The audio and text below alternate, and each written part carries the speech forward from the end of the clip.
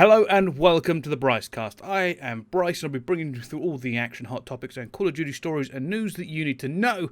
But more importantly, my guest this week, well-respected and loved pro player, it's Trei Morris, better known as Zer0. Trei, how are you? I am fantastic. For the second time. But yeah, I am fantastic. Good. Glad to hear it as we kind of wander through your history here and some hot takes from it. Before we go any further, obviously, big love to everybody on the YouTube and Spotify. You've been downloading it like mad and following me. I love it. If you want to do it and subscribe now, love you too. The other thing you're probably wondering is, what on earth is this thumbnail about? Why have I got Trei such a weird picture? Well, I usually book people way in advance. I asked Trei, hey, do you want to come on? Love to talk to you. He said, of course. I made him a wonderful picture. Trei liked it. I liked it. Turns out, it has too much of a hint about what he's doing in his future. So I can't use it until his future is clear to the public. So in a hissy fit, I made that one. Yeah, right? You did cry about it, I'm not going to lie. You cried about it a lot. I liked the other one. You liked the other one. I mean, right? Yeah, but you still cried. I did have a bit of a cry. Look, when you're as bad at thumbnails as I am, right, that's when it gets a bit upsetting. But all right, let's. Here's a question I wanna quickly ask you, Trei. Your opinions on the 100 Thieves thing?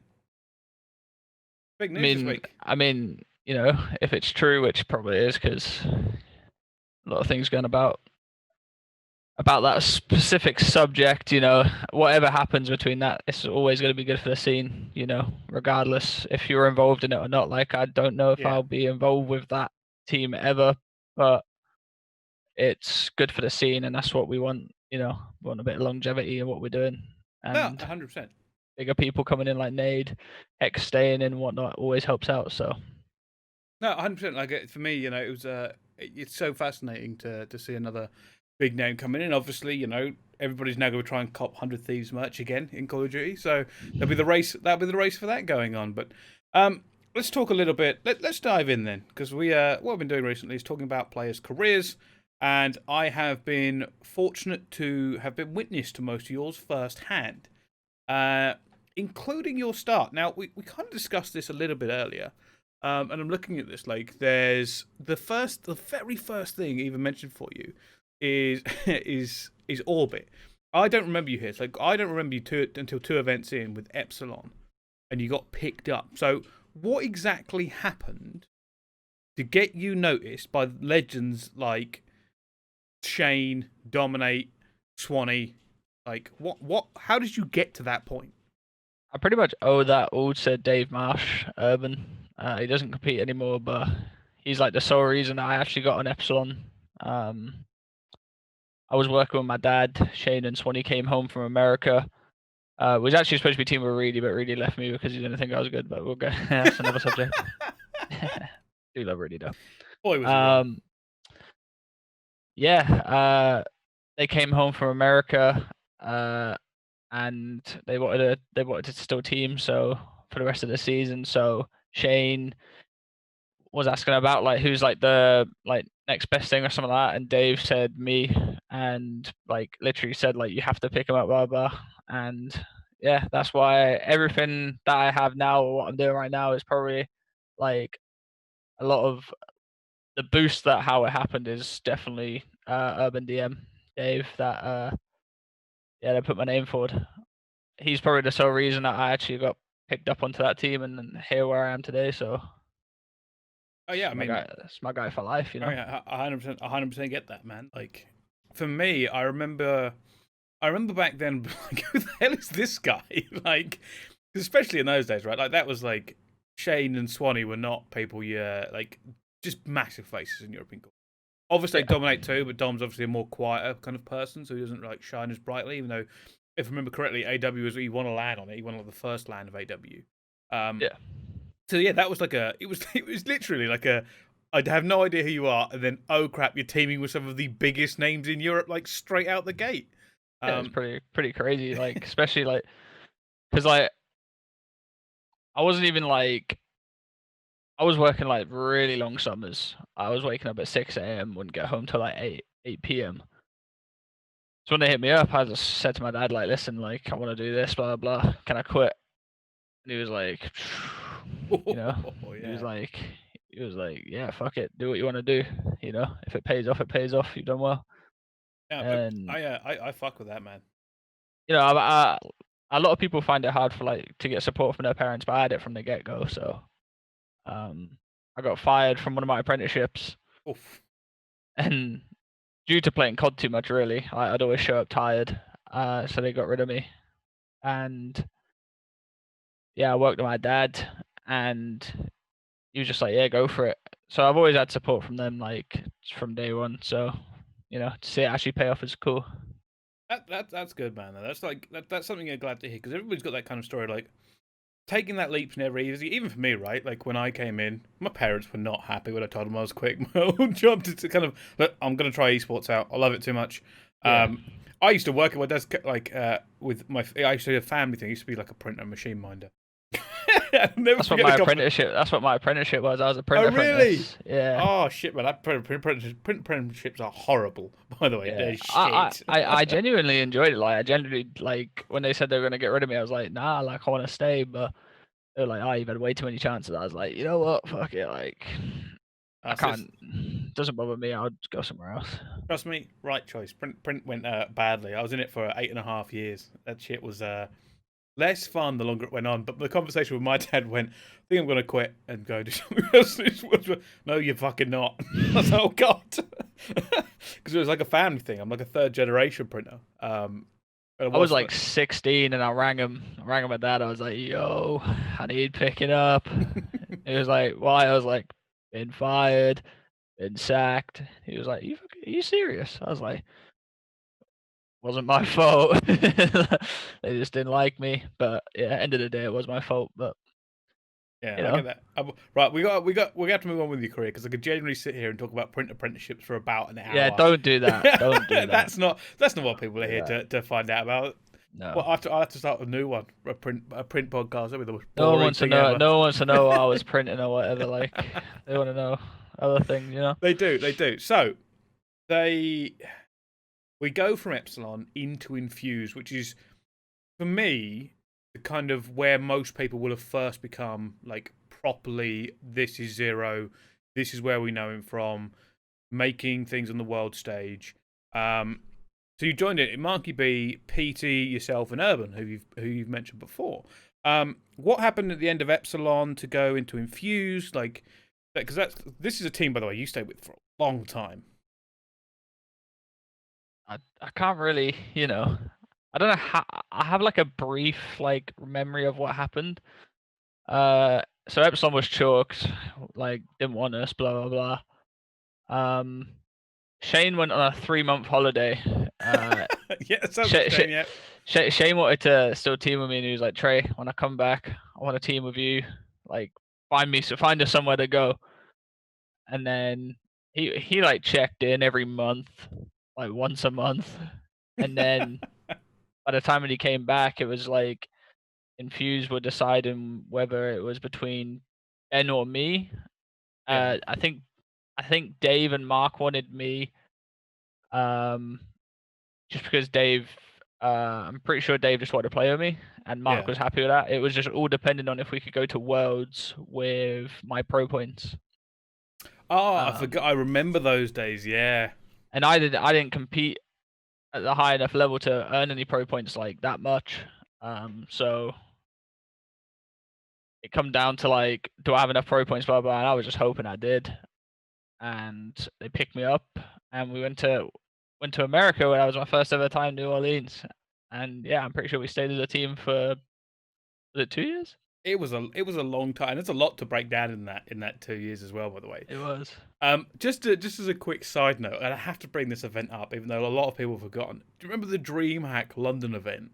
Yeah, the one that was like 6 people, was it 6 teams turned up? Yeah, they were like, you've got 2 months. We had like 2 weeks to like decide whether we're going, get accommodation, whatever.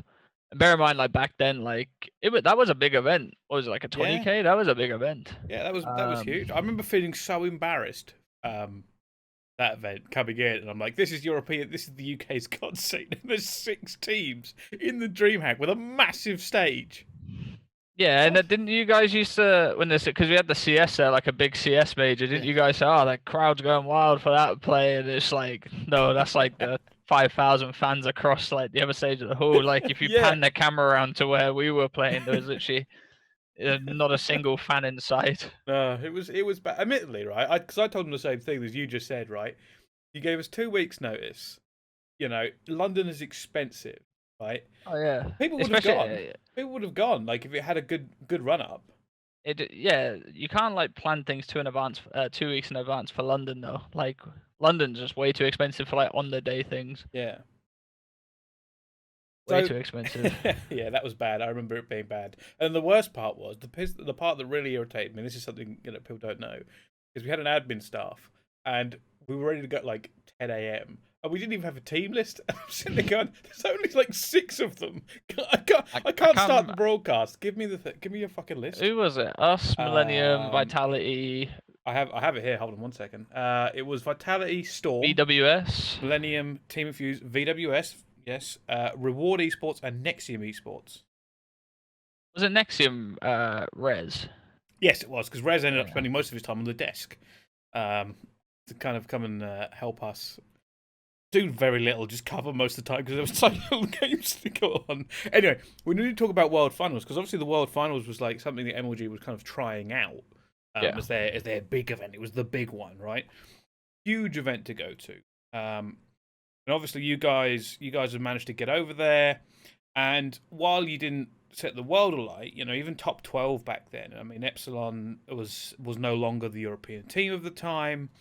I think you guys put on a good show. Like, It was a wild event to be honest.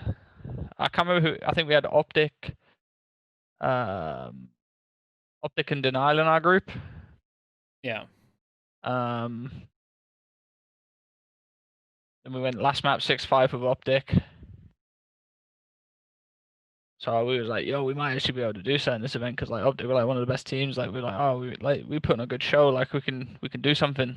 And then we played Denial and got absolutely blasted back to reality and thought, wow, they might be the best team ever. And then I think we played Dream Team with like Watson in there. Yeah. Like the first ever time I played High Rise S&D, I'm pretty sure. Oh. Start off the game, Dave's controller, like he had trigger stops, and like a screw came out in the trigger stops and stopped him shooting. Like it jammed the shoot button, so he was just running around. We were like end the game, and then it never got ended. And Dave was just running around like he had to like punch his controller to get it working. It was mad, and then we just lost from there. Yeah. Now, obviously, you had only been competing at that level for a while. What was it like going into what must have felt like a massive super tournament at the time? Because that's what Worlds was billed at the time, right? Everybody wanted to get there. You said there was. I remember there being a lot of hassle about pro points back in those days. What was it like stepping into the World Finals back with the MLG? Because they always put on a good show, right? But it's got to be more pressure. I didn't even see it as that because it was my first event like abroad. I didn't really know what I was getting myself in for, to be honest with you. Yeah, to be honest, I just treat every event like it's the same, to be honest with you.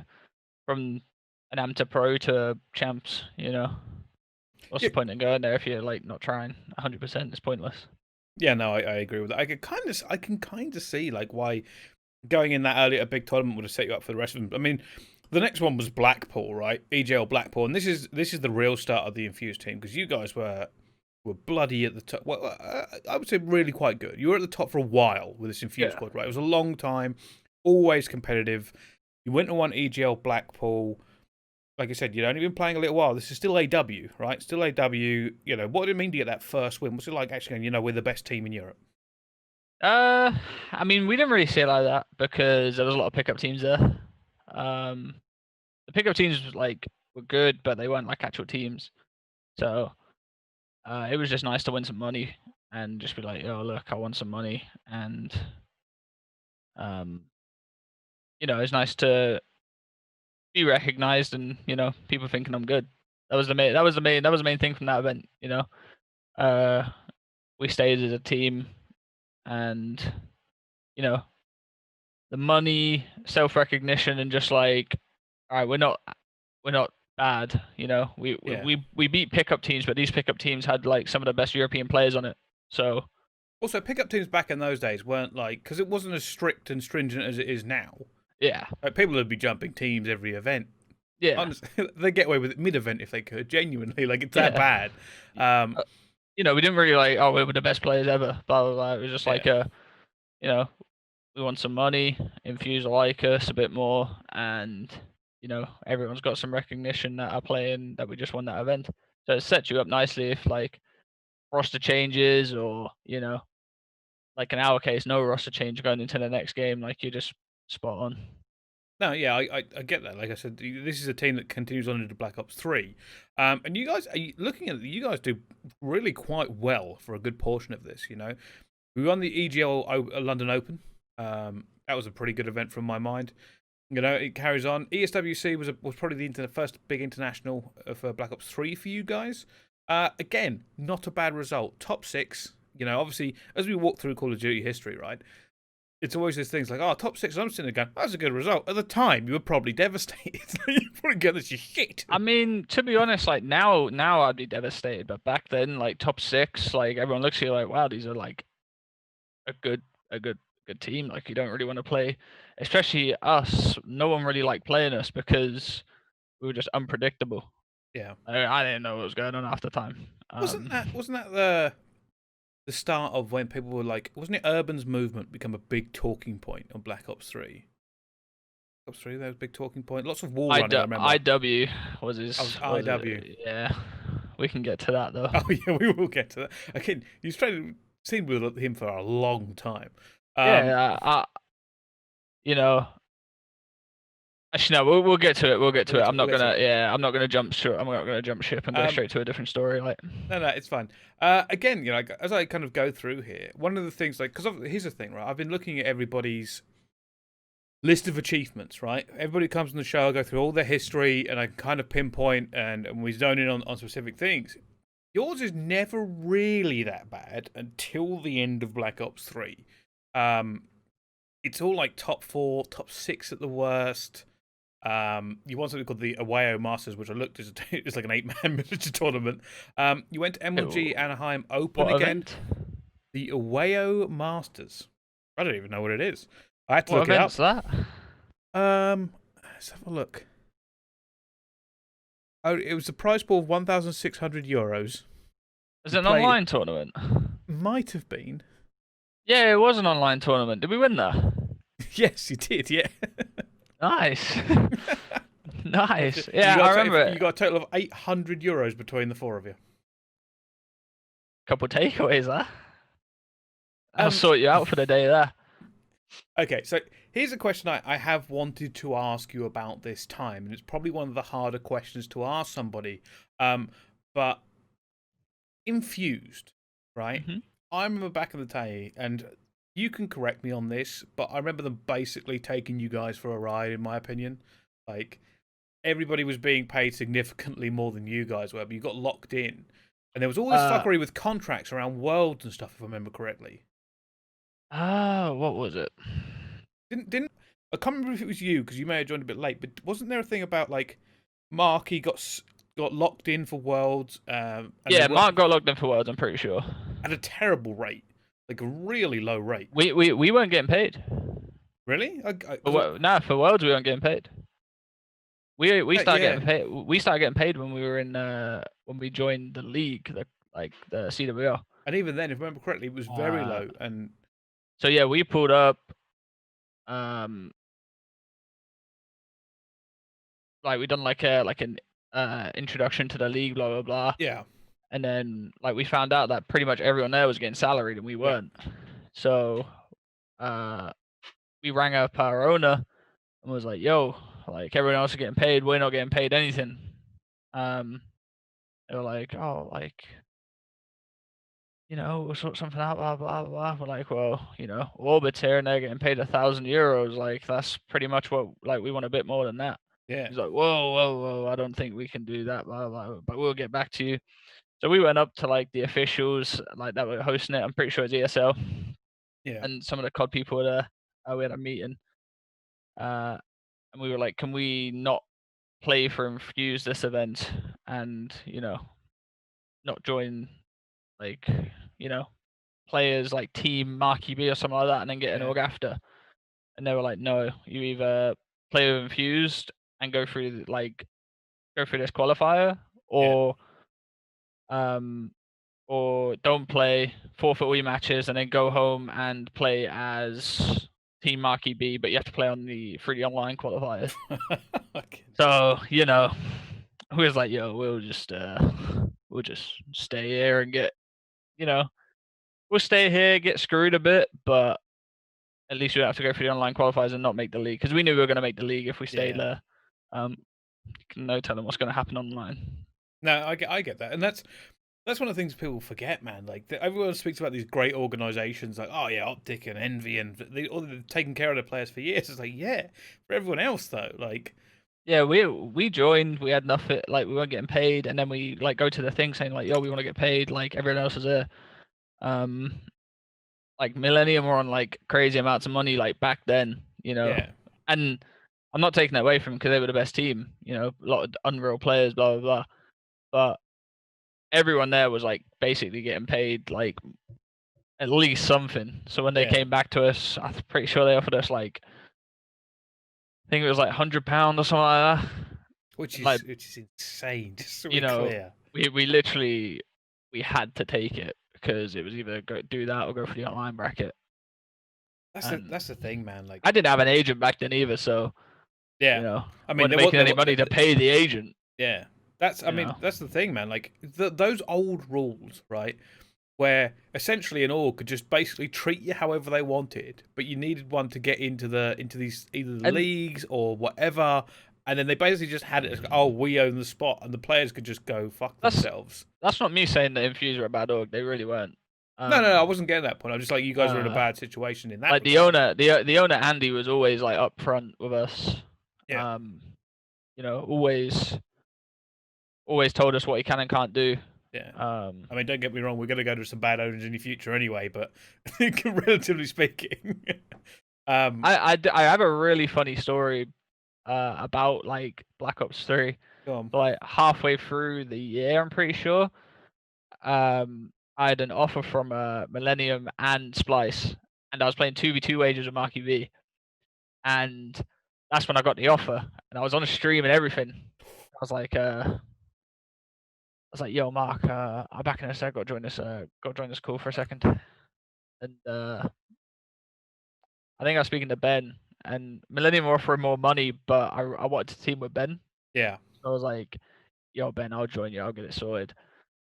So we talked for like 10 minutes or whatnot on stream. But like I had my audio muted in it, so like no one could hear it. And I went back to Mark and was like, "Yo, Mark, get another match." Basically like acting like nothing happened. Oh, jeez. And poor Marky, man. Well, end of the day, I messaged Andy like, "Yo, like I want to leave. Like Splyce gonna hit you up. Can you talk to him?" This was like 2 days before Roslock or something like that. And he was like, he didn't reply. And I found out like in the future that I'm pretty sure Mark told him not to reply because Mark obviously knew what was going on. And I think because obviously Mark didn't want me to go because like I was like a valuable player to the team. So I'm pretty sure Mark didn't want me to go, which I said to him like that's fair, and I don't really. It's still a bit fucking like oh shit, you've just cost me another team spot. See, I thought you were going a different way with that. I thought that was going to be about the buyouts back in those days. I've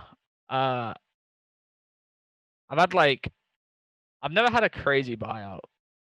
Are you sure? I suppose you've never been crazily bought out, but some of your buyouts from the teams you've been in must have been fairly hefty. Like I'm pretty sure Andy wouldn't let you go for anything less than a lot of money. So my Infused to Orbit one was, I think it's £3,700 pounds. Oh wow, that is reasonable. Yeah, back then's a lot, but This is for the start of IW, so like it's not crazy. And then my Splyce and Red Reserve one. I think that was like in between like 18 and 22, something like that.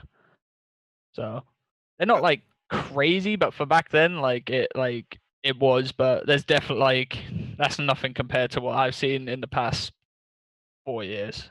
Oh yeah, 100%. This year included, like There's been some madness, mental especially. buyouts. Like I'll speak to you off camera about some of the buyouts, especially mine. But like it is mental what happened this year. But that's just the ruling. It is. People. It's the same as anyone. You want the players, you got to pay for the players. That's just how it is. Yeah, pretty much, right? Like, I do think one thing that's better now is that buyouts are more relative to situations. Because back in the day, it wouldn't surprise me when someone like 5 years ago, someone goes, "Oh yeah, our buyout's 50 grand," and I'm sitting there going, "But you don't get more than like $1,000 a month, mate." Like, so it would take like 2 years of salary to buy you out. The buyout, I'm pretty sure Andy's, like the owner of Infused, was just like you wanted to make his money back. Yeah. And like maybe like 500 on top. Because our contracts are running out anyway. Yeah. We had like, I think we had like a month left, but Orbit wanted to like get announcements and stuff done. So. Oh yeah, yeah. I get that. Yeah, I get that. I suppose we can now move on to. Well, we can move on to two events, right? Always one of my favorite things to talk about with pro players. First of all, MLG Orlando Open again, top 12 for you guys. And it's kind of important because it's the big event before champs. Right? Yeah. That's the last. Wait, you need to talk about Anaheim for a second. What do we get? Anaheim top 6? I think we talked about Anaheim, didn't we? Yeah, top 6 at Anaheim. That's a very big result. I believe PE hit us with the biggest like juju or whatever you want to call it. So we line up. Who we play? We play FaZe. We go 2-0 up or something like that. Yeah. And he goes, we're 2-0 up, about to go third map. He goes, would be funny if we got reverse swept. No. Me and Mark just look at each other and go. Oh. Me and Mark literally just like, as soon as we heard that, we just locked eyes and went, wait, what? We get reverse swept. All right, lose a bracket game. Then we go on to play Elevate. Go 2-0 up. Heat goes, guys. Would it be funny if we got reverse swept again? Oh no. Me and Mark looked at each other going, are you fucking serious? Then we got reverse swept again. Oh man, have I never heard that story? Oh, Mark, that's a mine and Mark classic. We love that story. We literally love it. I mean, who brings that up, map 3, man? So shout out PE for the reverse sweep calls. You should have had a bet on because you've done a phenomenal job. Maybe you did. Maybe it's like we've just rediscovered. Well, I'd match like fixing. to see some of that money if yeah. need be, because holy, that would put me through some stress. Me and Mark just looked at each other like, "Are you serious? Like, you can't say those things.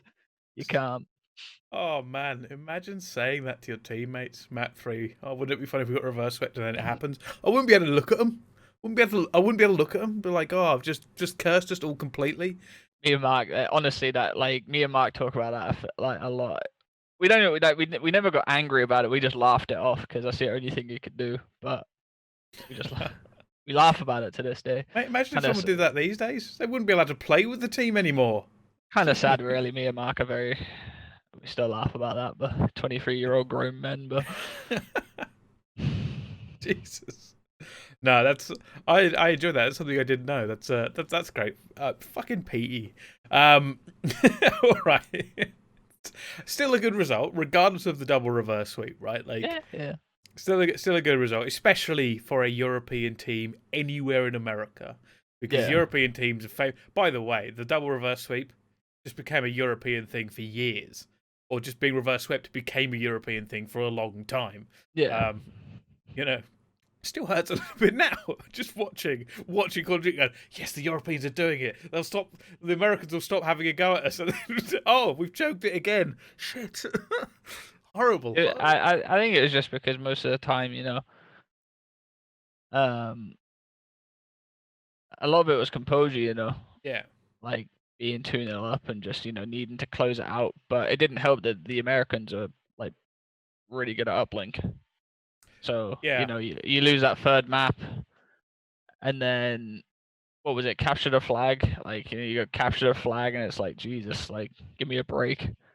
Like we had Marky B camping rock for 20 minutes. Oh, forgot about those days. Jesus. Pretty sure Mark went on like a 20 kill streak on in the league match. He just did. sat, he Just just sat at the camped back right behind that back rock. It's a snowy map, but I can't remember the name of it now. Stronghold. Honestly, the worst thing I've ever seen, and that, by the way, is one of the reasons why CTF has devalued over the years, because it's still a good game type, but there are fundamental issues with the game mode if the maps and spawn system don't work, because that shit happens. As soon as it's easier to sit at the back and pre-aim the flag and not be punished for it, game's chalked. I've never seen someone with the most boosted KD ever. Ever in one season of a league, because he went like 22-0. Like, Mad's out here going to make a hell of a card for Marky if that was still CTF's like 34.67 KD or whatever it was. Jesus, I don't miss that. I don't, because it was boring as well. That's the problem. It was boring for people playing. It was boring for people watching. Going, oh yeah, they're basically gonna have a miracle to get this bloody flag out. Every time you asked a lead, like look at it and take it out, like you had that gun elite play where he just world started Splyce for 3 minutes straight, and then like this is why it's in, like for moments like these, but that's like a 1 out of 10 game. Yeah, that's the issue, right? I hate that. I hate it so much. People justify going, oh yeah, but think of the great moments. Great, if it's shit for the other 9. I'm glad you got your social media clips out there, with a nice little YouTube video of it. But the rest of the time, you have to watch terrible gameplay. It's just like it's genuinely the same thing with that with the FaZe match at Anaheim. Like Clay went on a rampage, turned on me with a Tempest, and it's like, oh my god, CTF's so crazy. It's like, I mean, yeah, for like when it's good, 1 game out of 17 events. Yeah. That was almost my biggest argument against Blitz.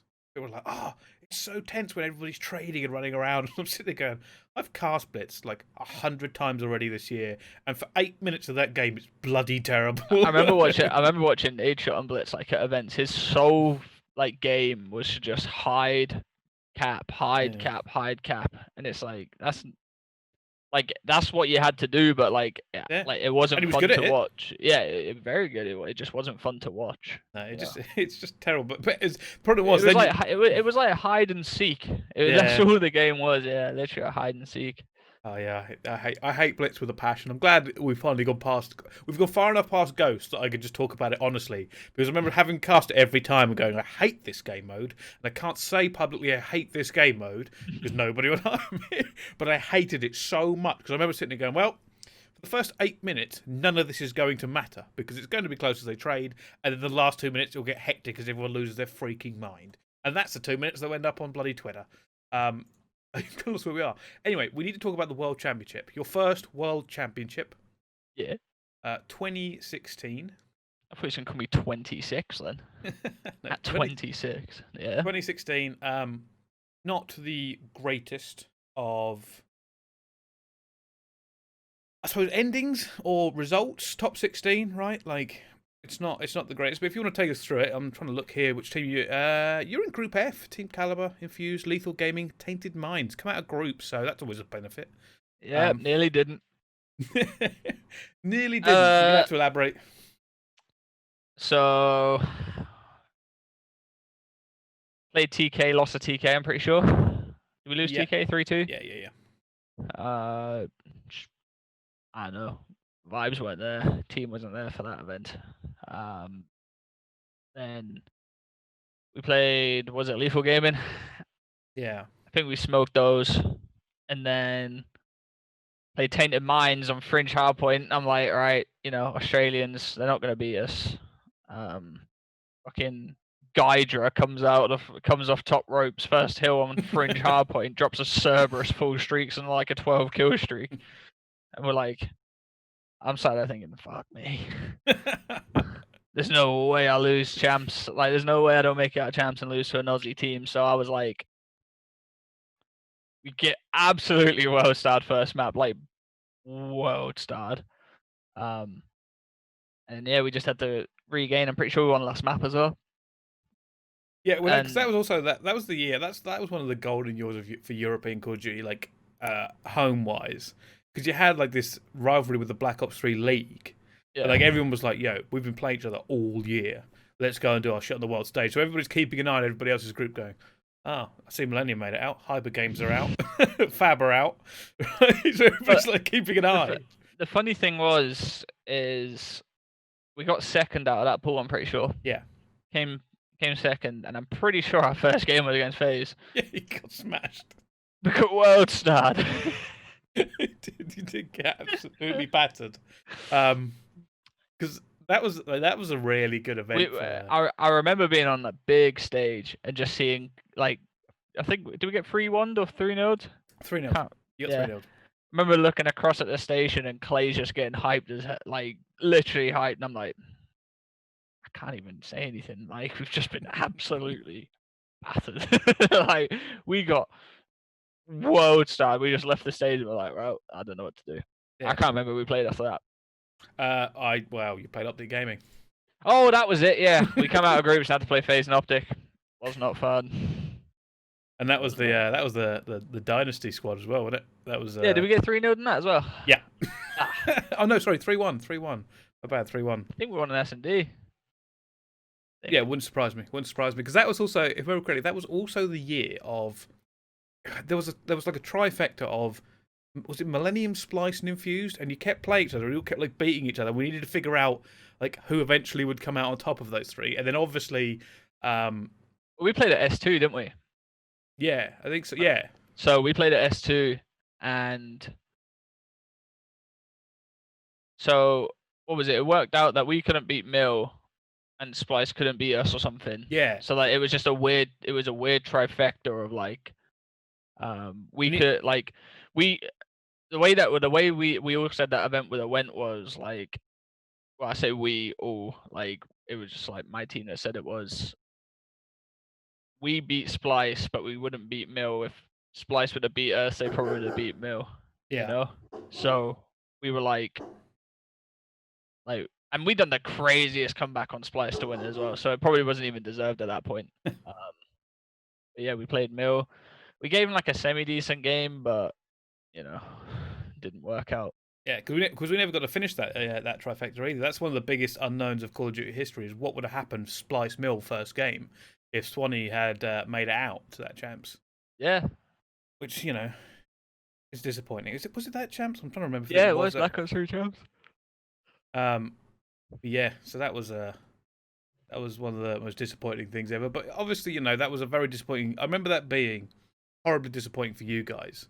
You're like, oh, you look good, you look great. Obviously, one of the biggest teams in Europe coming out, made it out of groups. Always a difficult thing for Europeans for some reason. Don't know why. So, they're the best team in this group. Well, they still struggle to get out of groups. And then you just run into two monster teams. You literally just ran into two monsters. You ran into FaZe and Optic. Like, what are you gonna do? Absolutely nothing. And I'm pretty sure it's because Optic lost in groups. Did they lose a group game, or is it they lost their first winner bracket game? They lost against Complexity, and they lost their first winner bracket game against Envious. Yeah, so they got second, got put on our side of the bracket, and then lost their first winner bracket game, and then they had to play us. It was just not our event. It really wasn't. Here's the other teams you could have played here: Hyper Games, Epsilon, Millennium, ALG, TK, and Cole. Like, any of those teams would have been better for you to play except them, because that was the Optic that eventually. I would have played anyone at that event other than FaZe, Optic, and Envy, of course. Yeah, that was a madness, that event. But I mean, that brings us to a close here on Infused and Black Ops 3. We move into the Orbit world here. Great. We move into Orbit. You know, you rated Joe Urban again. You know, you came with him from Infused. I'm guessing this is where you like try to kind of step up in the world in terms of like, hey, this is going to be a much better like team for me. You know, these are very good players. We know Joe and Rated have done fantastic work over the last couple of years as well. For you know, Joe kind of like retired and went into coaching. But our original roster was me, Dave, Watson, and Nelson. Damn. I don't think that. I'm not gonna lie to you. I don't think that would have done as well. Me neither. I mean, we didn't really do well as a team anyway. No, I am looking. I am looking. But yeah, I remember Joe hit up Dave and was like, "Yo, don't pick up them, pick up us." And I was like, like I do want to play with Nelson. It's up to you, Dave. He was like, "There's no way we can turn it down." All right, let's go for it, do it. And then I had to tell Nelson and Watson that picking up Joe and Reese, and that's how that team formed. Yeah, didn't go well though, did it? Didn't go well. Nah, it didn't. It didn't. As we go into Vegas, you guys come top 36. Yeah, lost to Clinky Poo and Human Jesus. Oh, that is not a highlight for you guys. It really that's who knocked us out, because I remember going onto the stage, I was like, bro, I'm not losing to a guy called Clinky Poo. And he literally, I'm pretty sure we got a 3-0 or something like that. Or like, no, it was 2-1 or 2-0 or something like that. And then from that, I think it was from that moment forward, I was like, right, I am never underestimating anyone again, because they weren't actually bad players either. No, I've heard that Human Jesus a couple of times over the years. Clinky Poo, that's the first I've really ever heard of him. But Human Jesus, I've definitely had a couple. He's still floating about, like he's been floating about for a while. But yeah, that was not a good team for you. It never really got any better either. Like you had a couple of 2K wins in Europe, which must have like, but oh yeah, no, we're doing okay. We're winning some 2Ks. It was the Paris event that, like the ESWC, that really like split our team. Well, let's get to that then, because obviously Atlanta top 16, another international, not great. What happened in Paris? Because you also were representing Red there, because Orbit and Red were basically like, I think Orbit were bought by Red, or there was some fuckery along those. Yeah, Orbit bought Red, and then we got transferred over to Red, and we were like, all right, new beginnings, blah blah blah. Like, let's make a good run here. We get reverse swept by Rain Zed. Did we get reverse swept by them? Probably look it up. Actually, no, we reverse swept them. I'm pretty sure. Can't remember. Have a look though. If we won 3-2, it was a reverse sweep. If they won 3-2, it was a reverse sweep. You know, the worst thing about the ESWC events, they're always such a mess. Like, you never knew what you were walking into at those events, man. We had Just Dance playing them in the background, man. Oh, was that event, was it? Was that IW event? Yeah, that was that event. Oh, that was such... So, funny fact about ESWCs, right? Terrible production value. First ESWC I turned up to cast, they gave me a PC and a monitor. I went, go on then, do the production and crack on with the stream. And I'm sitting there going... We didn't even have headset. We didn't have microphones. I had to hold a headset in front of me because I had no audio. It was terrible, and it never got any better. And I remember laughing. So I sat. Funny thing is, sorry to cut you off, but the funny thing is, those events were unreal. Yeah, the crowd was always great. The crowd was unreal. That mask thing. So I don't know how much I can say about this from the Activision point of view, but I was in a cab with Acti because it was the first year that they like had actually got involved with the ESWC like properly. Like, yeah. Oh yeah, so they had staff there, and I get in the car and he's asking me about the production stuff, and I just start laughing. I'm going, it was shocking last year. Their sound guy was high. It was like falling asleep at the soundboard. Oh, that's a funny story. ESWC, my Infused team. Yeah. Like the Bluetooth was messed up, like because of the new Coronuses that came in. Yeah. That's when the Bluetooth flag like came in, and like we didn't.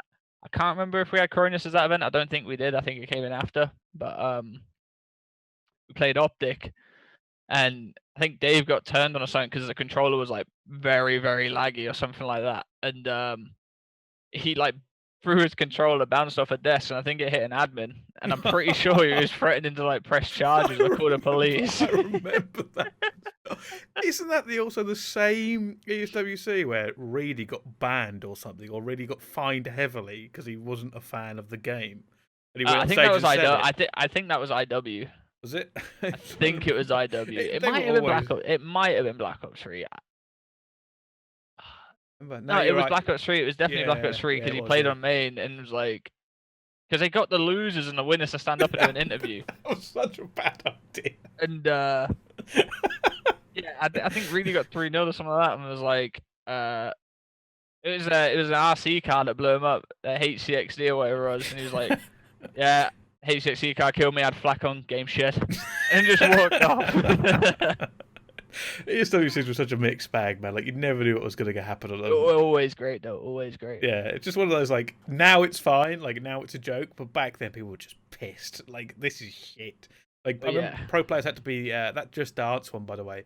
I remember pro players like being locked out of the gaming area and stuff. They wouldn't let them in, and people had to be escorted because you had to have a specific pass, and it was a mess. But what happened to break you guys up then? Like what happened at Paris specifically? Was it like just bad vibes, bad feelings? Did you not want to play anymore?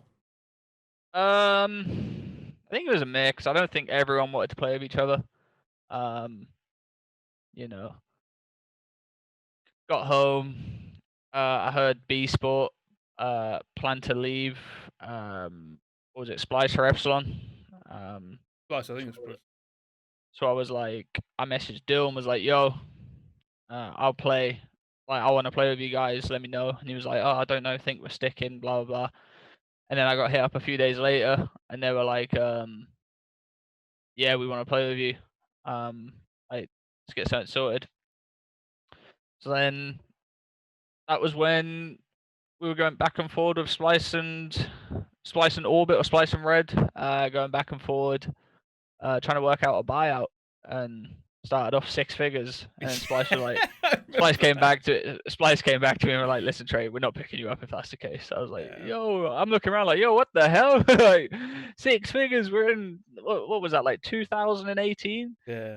Like, 2017. It didn't even yo, get there. It's 2017. I was like, "Yo, we need to come up with something." So I went up to Patrick. I was like, "Yo, we need to try and work something out." And he was like, "You know what? 80K." And I was like, "Yo, this is not gonna work." You're not gonna pay this. And then I threatened to like bench myself. Yeah. Because the team didn't want to play like as a team. You know, like we would have stuck it out, but like I understand the reason they were asking for a high buyout is because they couldn't get anyone else. I remember speaking to Joe, and they were like, "We don't want to let you go if we can't pick up someone as good as you." Yeah. And I was like, that's perfectly fine. I wasn't trying to force the situation. I was like, all right, I just won't play. And then like legal team got involved and were like, "Listen, if you don't play, like you're gonna have to take you to court." And I was like, "Oh shit, I ain't got enough money for this." So yeah, it was. That's what kind of like started it. Like we just weren't playing well as a team. The vibes weren't great, and yeah, that's when I joined Splyce, and that's how that whole era starts. Yeah, it's a good era. Up until now, it's been a bit shaky. There's been some ups and downs, right? Like, but Splyce obviously was kind of like the next generation of you on the world stage, I would say, right? Like that is kind of a more professional world for you because it means frequent trips over. Splyce are a good franchise, a good organisation, and obviously they went into, I believe, the Toronto Ultra, right? That was a legacy team for them. Yeah. So you crack in and you're with Bance, Jerd, Madcat, and you, right? That's a team that anybody watching this who isn't familiar with some of the history we've just been through, they're going to know those names. Everybody's going to know those, right? You know, Staples. Yeah, staples. So it went pretty well for you from what I could see. At Dallas Open, 2017, top 4. You must have been on top of the world. Can't remember what happened. let me give me a recap. Let me give you a little recap. I was hoping you remember that one. It seemed pretty significant when I was looking at it. It definitely is, but I can't remember it. Well, it seems like you outplaced Joe, Urban, Nile, and Shawnee. Looks like you may have lost to FaZe Clan again. Yeah, it probably makes sense. Let's see where you came through into the brackets. Because that Splyce team, like I said, that Splyce team was always big on the world stage in terms of like, oh, we're here. C9 first round after you got out of groups. Your groups were, you won your groups 4-0. Took down Enigma, Panda, Rise, and Era. Came straight into the groups. Ended up unstoppable from what I can see there. Unstoppable. Took down C9, and then went on to play Optic Gaming, which was a 3-2 game. Did we lose that? Yes, you did. Yeah, I'm pretty sure I remember that one. Super close game, OG versus Splyce. Yeah. And then when you dropped in, it was you against Red Reserve, which you took down 3-1. Yeah, I remember that. Yeah, and then eventually lost to E United. I remember that Joe was having an absolute blinder. He was playing unreal, and then I can't remember if I had kinetic or camo at the time, but I remember the final hill. I think I had kinetic. I popped kinetic and got a 3-piece to like win the game. Yeah, I But mean, I keep forgetting about those days where you have special abilities. yeah, I keep blocking them out from my memory. I never really try to remember them because it's just like every so often. But so obviously, like that's a great start, right? Top 4 at a big international for Splyce, yeah, right? Like great that's start. huge. Great That's huge for start. you guys. Can't really complain about that. No, Birmingham Open 2nd. Yeah, that was an event where they had Cronuses, but they weren't updated. Wasn't that also the Ayamas? Uh, Is that it the was Ayama one? I'm pretty sure. Nah, Oh Birmingham. no, You're yeah, thinking yeah. of World War Two. That was the Cronus ones where the Cronuses were messed up, and we got double 3-0 best of 5 grand finals Oh no, against yes, Epsilon. I do remember that one because it was terrible. It was terrible to watch. I'm sitting here going, can't wait for these two teams to play. It's gonna be great. It's gonna be a great grand final. I literally remember watching Mad Cat's screen when he was trying to get a kill, and some guy was just like sit on a corner, and Dill literally just went like that all over the place, and that's when he like jumped up and screamed like, I can't do anything. He literally couldn't do a thing. No, it was. I remember it. But I remember my memory of that event. If I remember the correct one, wait a minute. Was that the one where the trophy was stolen? Yeah. Someone stole the trophy. Oh. Someone's genuinely got that trophy like in their room right now. Like Somebody know, the worst part about that is nobody knows, which nobody knows. makes me Nobody. think that it's not someone from the European COD scene. I feel like it was somebody just at iSeries just went and nicked it, but wasn't with Call of Duty. Because if it was with Call of Duty, that would have come out at some point. People would have been like, "Yo, Someone would have said something. Yeah. So I don't Someone know would who have the said hell's got it. something. No, I who's know. got it? I was expecting to find out. I was genuinely It's expecting. I think to it's find some out. World of Warcraft player just like chilling with it in the background that says like CWL Birmingham champs or something like that, and he's gone home and told his mum that he's won world champs on roll. Oh wow. Generally has. But now we move on to got to be a highlight. Big European international win. Stage 1 playoffs.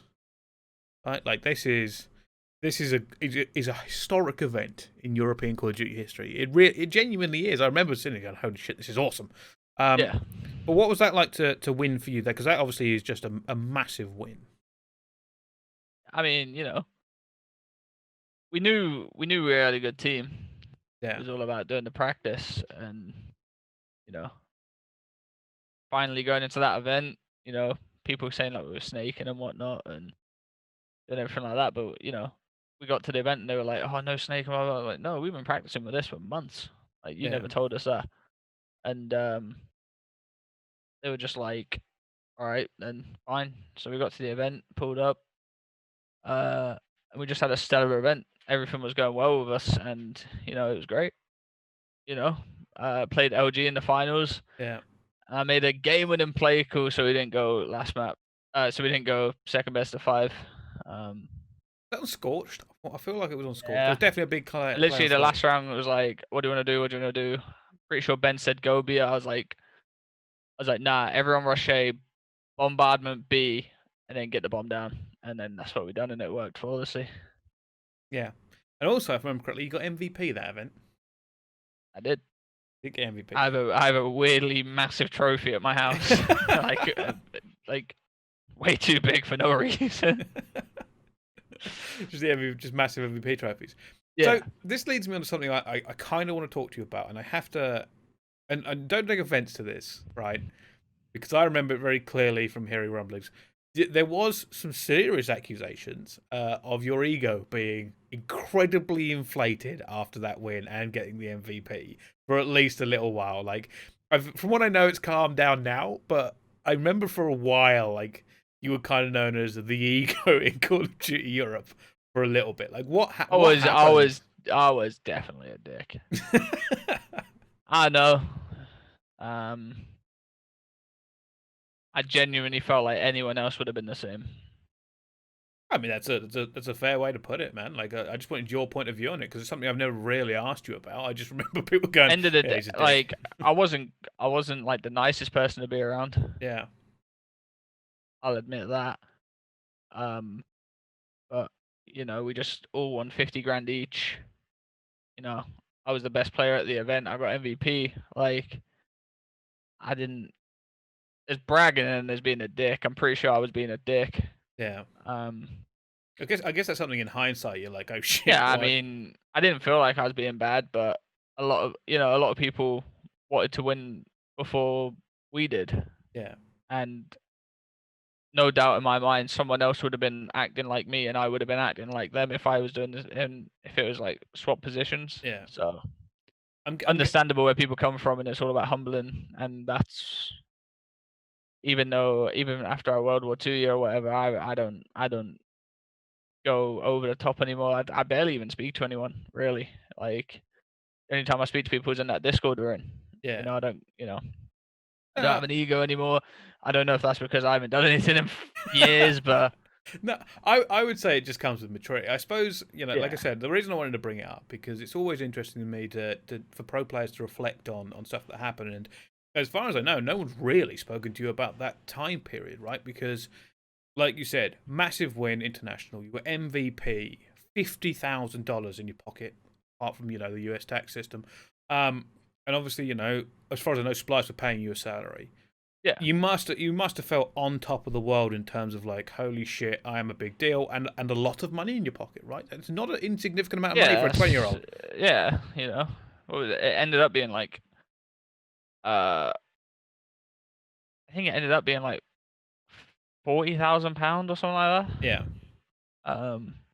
Maybe a bit less, but the only people that had that money in their pocket before me was the old Splyce team that come second at champs. Yeah. So, and that's everyone deals with it their own way. Did you splurge? Did you splurge that money? Yeah, I done way. Nah, I'm stupid. I'm very stupid. I done way too much, but Is that something you're keeping an eye on now to not revisit those days of oh shit, just get just buy whatever I want?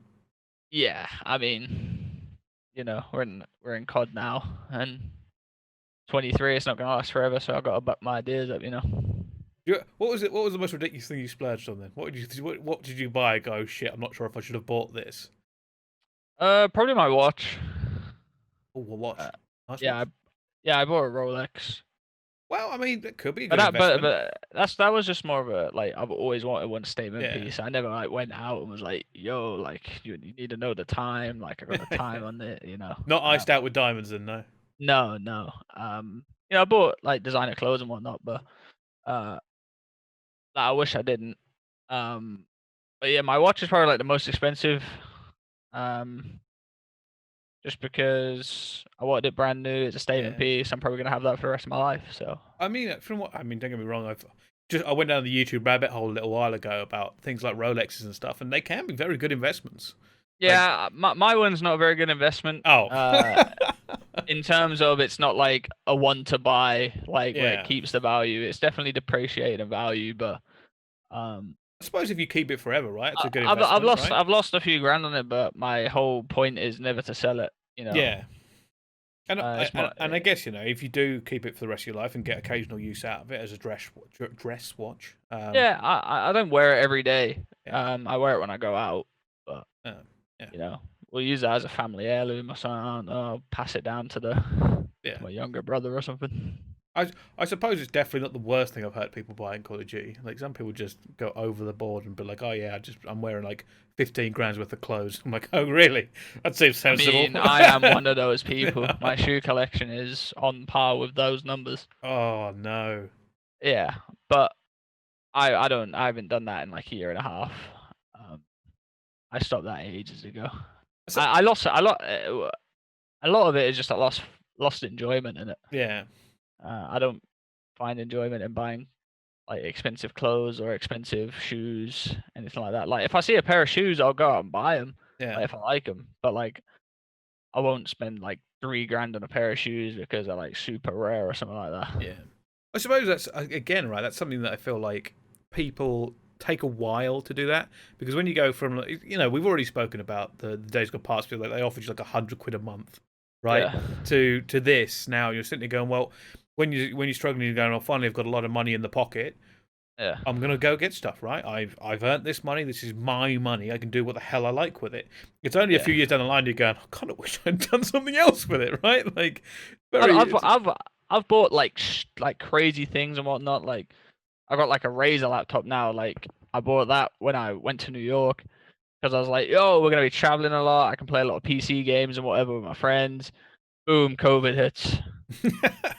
it's just sitting there. I mean, I use it every day, but it's not the point. Yeah. No, I get it, man. I get it. I get it 100%. I was playing the beta on this thing. I was playing the beta on this bad boy. It's damn. unreal. Nice. That's a nice laptop. I don't know. I don't know what graphics card. It's got like a 270 or something. I think. That's cool. That's cool. I mean, like I said, now we're moving into more recent times with this. Like, it's not like you didn't earn a good amount of money for the rest of the year, right? That was obviously the big payday. But as we move into Anaheim, you know, you came second there as well, so it was like another 10 grand in your pocket. Yeah. It's not like you go, oh, suddenly it's not like you've won and never done anything else. Like you win, you come second to the next event. I've had numerous amount of second places getting out of hand now. Yeah, I can see that. I can see that on this. But let's talk about that then, because Anaheim LG got the revenge. In terms of they managed to take you down there. Was that gutting to not be able to pull off the back-to-back? Didn't even run through my mind, to be honest with you. Like, it's always gutting to lose, but like I think like, oh, we didn't go back to back. It was just like I'm pretty sure we just ran out of energy, to be honest with you. Yeah. Because we came from loser bracket, which was not nice. We lost to Epsilon. Yeah, I mean that's a story I have with Ben Bance. Oh yeah. What did Ben do? He's just an idiot. He's just my favorite though, so yeah. It's just it. Well, I mean that does sound about right. Like it does sound about right with Ben. So I have to ask, right? After stage 1 playoffs and second at Anaheim, what happened? The next 2 events are top 8, including the World Championship we'll get to, but stage 2 playoffs was not a good event for you. We didn't have a very good event for the rest. Why? Was it meta change? Was it inner team conflict? I think ego was a lot of it. Yeah. You know. Was that the one where you kept changing your site? Because I remember watching that palaver go on, and people kept saying you're in your own head. And you kept changing either the red dot or something else. I was definitely in my own head. Just trying to find something that worked. I don't know. I went from the Trei force to everything was working perfectly to that wasn't working perfectly, and then I tried changing it, tried finding a new thing, and never found it, and I was just in my own head. And then I'm pretty sure all the rest of my teammates were getting affected by it or were getting affected by something else, and we all just started playing like really bad. Yeah, I mean, I'm pretty sure we had a role swap as well. We played Epsi for like a week straight, and then we kept losing scrims, so we did a role swap. And then that's when I came off a main AR, and I became a K bar for the rest of the year. I remember the K bar. which like in hindsight, none of us agreed with now. Yeah. People didn't really agree with it in the team, but it was like kind of like forced upon, so we just went with it. Yeah. Okay. Yeah. I mean, it's one of those things in hindsight. Like, obviously, and I suppose, right, in the current climate, it makes it more sense when because coaches probably would have been like, "What the fuck are we doing?" Like, there's a wider picture here. But when you're all in that environment, there's just 4 of you trying to figure it out. When you're losing like majority of the maps to a team that you shouldn't be losing maps to, yeah. Or like we thought like we shouldn't be losing maps to because we didn't lose to them. And that's not saying they're a bad team. We lost to Anaheim, but like our as far as our expectations went, we were like, we shouldn't be losing to these. Yeah. Like we're champs. Like, come on, let's sort it out. And it never got sorted out. Then. Let's talk about your champs, because your champs didn't start off too badly, right? Like, it wasn't terrible. Second in groups, which, you know, first would have been better. Should have been first, but we played Ghost Game and who threw smokes everywhere. Like, who ran smokes in IW? You ran into a hill and Lacefield would smoke the floor. That's the event where I had to knock one of my best friends out, Mark, because of them. Yeah, oh yeah, Millennium, yeah. I forgot about that. It's not saying I wouldn't have won anyway, but like it just felt worse because we had to win, you know? Yeah. Yeah, I remember him being kind of devastated, and you did that. I did. So you come out of group. I mean, it would have definitely been better to come out top. You would have played C9. Instead, you had to play Optic Gaming. I'll hold my hands up for that. You played EG first. I'm pretty sure I won that. Yeah, 3-0. And then again, right? Because I remember watching the OG Splyce game. Hell of a game, by the way. If I remember correctly. Hell of a game. There was a lot of things that screwed up in that game. We choked pretty badly in one of the hard points. Yeah. You know, I take the blame for like 50% of that, maybe less. I rotated early. I sat in this godheady. Dill was like, "Don't chow, don't chow, don't chow." I chowed. Oh no. Got world starred by Krim. And then I'm pretty sure Ben camoed and done a really bad camo play. Like he camoed around a truck, didn't see anyone, and then couldn't get a kill. So I don't know if that's like a bad play on Ben's behalf, but like it's unfortunate. And then yeah, that's how. Then we just go into S&D. I'm pretty sure every European knows that when you lose a game like that, you're probably hopping in the next match pissed off, and then you're probably not gonna win. I'm pretty sure we played it close, so I think it was 6-4. Yeah, it was. I remember watching it. That game was so good, by the way. I was actually casting on a different stream, but they had it up on the screen, and I got in a little bit of trouble because I wasn't watching the game I was casting. I was watching that game because it was so good. It was a really good game. I remember. I think Really there was one of the defining plays. I remember being Zer0 doing something mental in mid map. Like he juked somebody and then boosted straight up. Like Zer0 was unreal. You know, he is one of my favorite teammates I've had. When we teamed, it was yeah.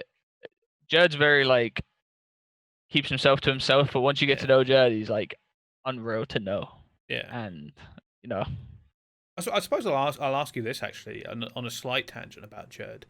Been a few rumblings on the old Reddit recently about him, probably because he's so quiet, right? But like people were like highlighting his old game. Right on there right now is a thing like way back in Black Ops 2 with him playing, and he's dropping like 57. Do you think people overlook Zer0? Do you think they talk him up too much? Like, what is it about Zer0 that makes him such a unique player? Because he's not one to ever really toot his own horn, like ever. I think he got a lot of his gas from like Black Ops 2. You know, Europeans beating. You know, they were a part of that mad like point club on Impact. I'm pretty sure. Yeah. The start of the 100-point club. Yeah. And you know, he's always been at the top of his game ever since, and that's why he's highly regarded. You know, he's had a rough, I want to say, year and a half, but you know, it's all about how you bounce back. Yeah. I got dropped in New York. I came back. You know, I have no doubt in my mind he can come back and still do what he's doing. I haven't played with him since Splyce, so I don't know if he was doing anything wrong anyways. That's fair. I think that's fair. So I can't really speak on his behalf.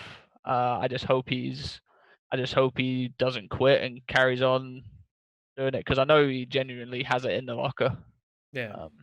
Just whether he does it or not. No, I truly want him to come back, and me too. You know, I want to see if because he genuinely 4v4 different meta. Yeah. He genuinely is like one of my like top 4 teammates. Yeah, I'm not surprised. I've always heard good things about Zer0. Like from team. Obviously, I've never played with him. I've never been even remotely good enough to get an 8 lobby with him. I do like him. Just to finish up the championship here. Beat Splyce when you dropped in the loser. Beat Splyce. Beat Epsilon 3-2 close game. And then LG again.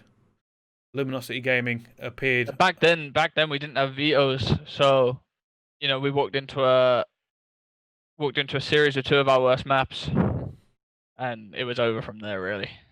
You know, breakout hardpoint, we couldn't win one the whole year, and precinct uplink, you know, couldn't play it. Like we weren't very good at it. So, you know, we looked at that series and we're like, I remember Dill said like, "Yo, good luck." Like, you know, we knew we could win, but it was all about like, you know,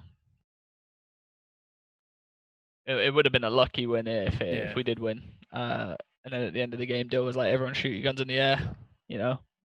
Shout out for not playing this game, and everyone just looked up, started shooting their guns. Yeah. No, I understand that completely. I suppose we better move on now to Red Reserve. Back in the red. Yeah, go on then. Joe, Rated Josh, and of course yourself. Yes. I mean, don't get me wrong, right? Obviously, it didn't end particularly well, but the Red It didn't go Reserve, bad. It didn't go bad. the Red Reserve team certainly made a name for themselves on the international scene. Back into New Orleans, obviously, Dallas Open, not great, top 12. But going through some of your results, right? New Orleans Open, 4th. Atlanta Open, 2nd. Like, you guys were also, by the way, if I remember correctly, this is where you start becoming a bit of a Silver Surfer. Like more of a Silver Surfer. Sorry to bring that up, but it's true.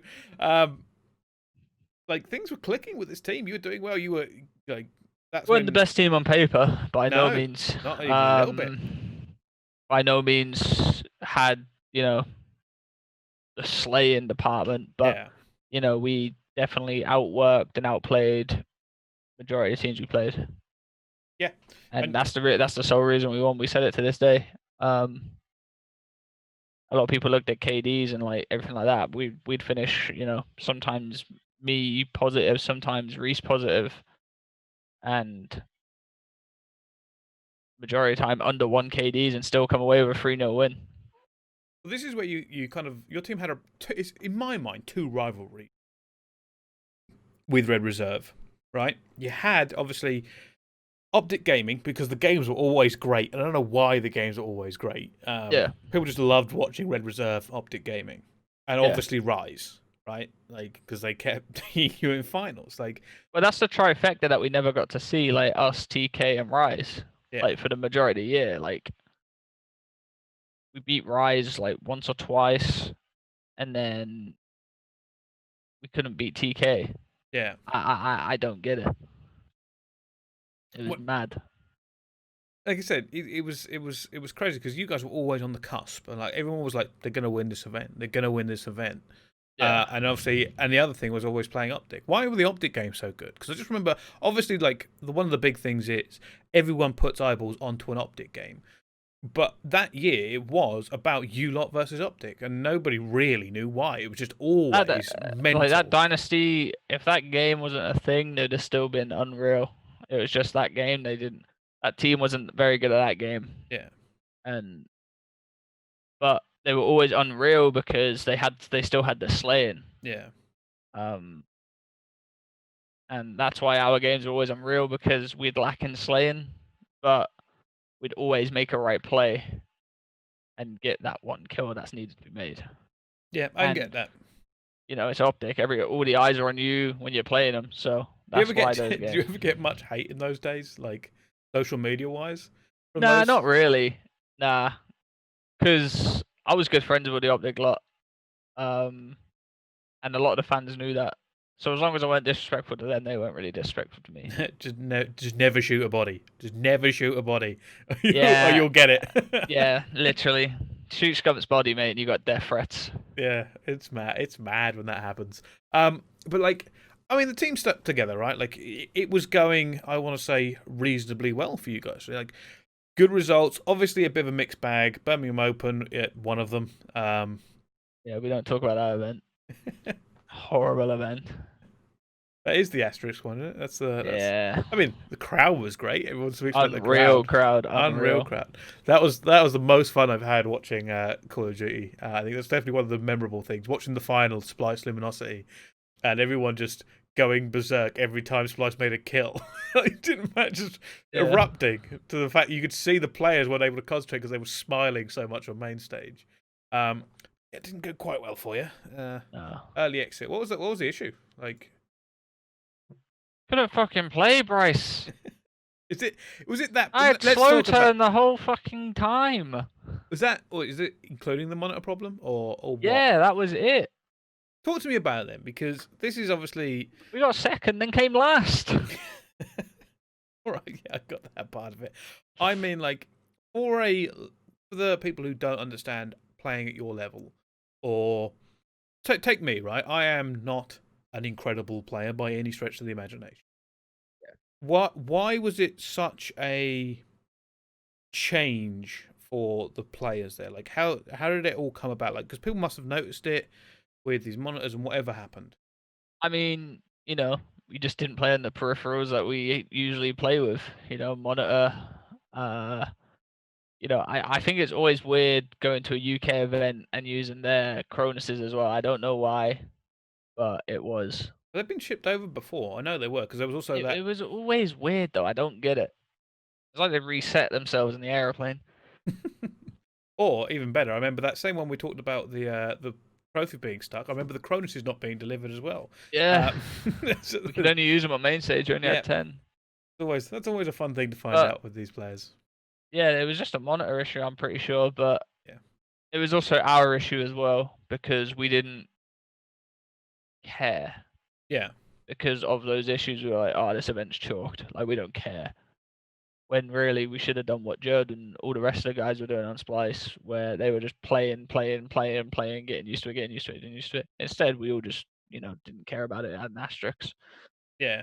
Do you think that's because that's happened more than once, even in recent memory? Players not fully committing until like they think they're ideal. I remember was it Aches in the patch? He was waiting for a patch to change the game or Yeah, something. they didn't scrim for months on end. Yeah, and it punishes you in the end. Like, Yeah, of course it does. yeah. So we'll move past that event. Stage 1 playoffs, 5th, 6th, Seattle Open, 7th, 8th. And That's then, when we made a roster change. Seattle. oh yeah. Is that what happened to B Sport then? What is that? Is that just something you're like, oh, we need to find our form again? So I'm pretty sure it's just slaying power we're looking for because we had the right pieces and we came 12th for that event. I'm pretty sure. Yeah. And Oh, no, our eyes were top eight. Top eight. top Wasn't 8. bad. All Yeah. right, our eyes were on Matt, like Yeah. scraps. Wasn't that the period everybody's eyes were on Matt though? Was that So period? Splyce were gonna pick up Matt after Birmingham, but they got second, so they stuck. And Yeah, then that was a mistake. that's when we swooped in and picked up Matt. But I remember after that event, I remember Joe messaging me. Yeah. Because Joe was the person that I've always liked teaming with, and I liked teaming with Josh. It was just, you know, Joe and Reese, they're never gonna leave each other because, you know, they were the duo back then. Yeah. And, you know, I think Reese and Joe wanted to keep me and then get rid of Josh. So I remember Joe texted me. He was like, "So what we doing?" I was like, "I don't know. What are we doing?" He was like, "Well, like you don't want to play with me, do you?" I was like, "What?" I'm like texting him while I'm taking a piss. You know, like, yo, what the hell? Like, this is mad. Just like, no, I want to play with you. What you on about? He was like, "It's me or Josh." I'm like, Oh shit. Oh damn. I'm like, what you on about? We literally spoke about this. Like, you know, we're gonna drop Josh. Like, that's what we spoke about. Yeah. Um, like after the event when we lost, Matt was like, if we didn't pick up Matt, we'd have, you know. I think what really like we just missed some slaying, and that's not to say Josh can't slay. It's just missed it. You know, we missed like a hard slayer because we had all the right pieces. We just missed that one person that could just go around and make Yeah. more kills. So we had to get rid of Josh, and then that's when we picked up Matt. Yeah. And it went fairly well. Obviously, like he was always going to be a big kind of player for you guys. Top 3 at stage 2 playoffs. We go into champs again. You guys are such a hot prospect once more. Red Reserve. And like what? So because this is a more recent champs, right? And I feel like this is one of the ones where people are definitely looking at Red Reserve to do serious work. And European, you know, history and everything, you know, kicked in once again and said, hey, maybe not. No, we just got smoked. Yeah. Well, I mean, that's how one way that to told put it. it. We literally just got smoked. We That's lost one to way. E United that we shouldn't have lost to. Yeah. Like we never usually used to them. Then we lost to LG, which we never should really lose to, especially our form that year. Like you just don't think of it, but we did. That was it. We just got smoked. Do you ever, as a player, look at some of these bracket runs other teams get, and you just think that could have been us if we had a slightly different, if we didn't have to fight juggernauts constantly? Yeah, that year and Black Ops 4 champs were my FaZe team. Yeah. Yeah. My FaZe team were a top 3 team, top 4. And we went on the harder side of the bracket. Like we can throw, but you know, I don't want to do that. I want to win every game that's in front of me. I want to win. If I'm gonna win, I'd rather win the harder way than the easier way. Yeah. But it all depends on how it works out. You know, I don't want to choose where I go. You know, if I win, I win. If I lose, I lose. I'm still going 110. Yeah, no, I get that. I fully get that. And that kind of moves us into Black Ops 4, right? Yeah. The start of 5v5, you pick up Ben Bance. And everybody thinks that's the dream, right? That was the dream. Did not Should have been. Not go down that way, unfortunately. Basically off the board for anybody listening to this. Vegas was a mixed start, top 12. Qualified for the Pro League, obviously very important. Fort Worth, top 6. Wait, we didn't qualify for the Pro League, did we? You qualified for the Pro League qualification. It's just Pro League qualifier, Q. There was like a Pro League qualifier that we got through on. Oh yeah, sorry. So yeah. So the Vegas was a different event, yeah. Yeah. And then there was the qualifier which you got through, and then you went to Fort Worth, top 6. It looked pretty good for Red Reserve right at this point.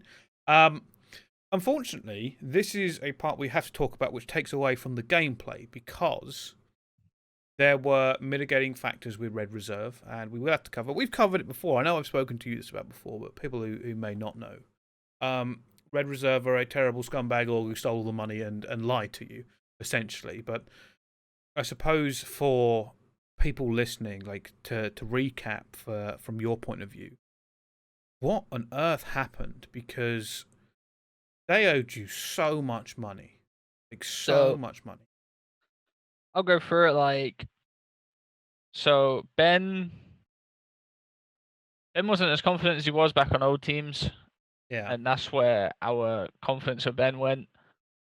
And then he had a good Dallas, but it was like, are we gonna let that stop him being dropped? Blah blah blah.